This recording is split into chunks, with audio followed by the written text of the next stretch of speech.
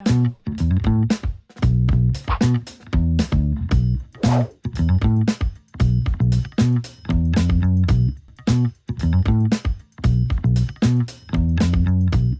blocage méniscal est un blocage qui survient sur l'articulation du genou. Nous avons deux ménisques par articulation, le ménisque interne et le ménisque externe. Ils sont situés entre le fémur en haut et le tibia en bas. Ils ont un rôle à la fois d'amortisseur et de stabilisateur. Le ménisque peut s'abîmer dans un traumatisme sportif. Si la lésion est complète, celui-ci peut venir se bloquer dans le genou et réaliser une anse de saut, comme sur la vidéo que vous voyez. Dans le cas de ce blocage en anse de saut, le patient est douloureux, il ne peut réaliser une extension complète et il présente un épanchement.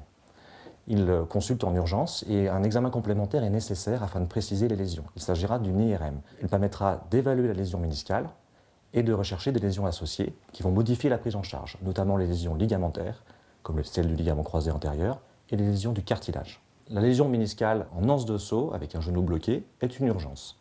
Elle est toujours chirurgicale. Il s'agit d'une urgence relative, nous avons quelques jours, pour réaliser l'intervention. L'objectif est de libérer le genou.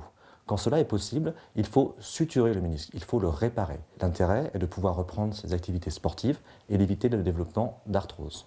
Lorsque les lésions ne sont pas réparables, dans certains cas, il faut alors réaliser un geste d'ablation partielle de la lésion non réparable. Dans le cadre d'un geste d'exérèse partiel de ce ménisque, les suites sont relativement rapides.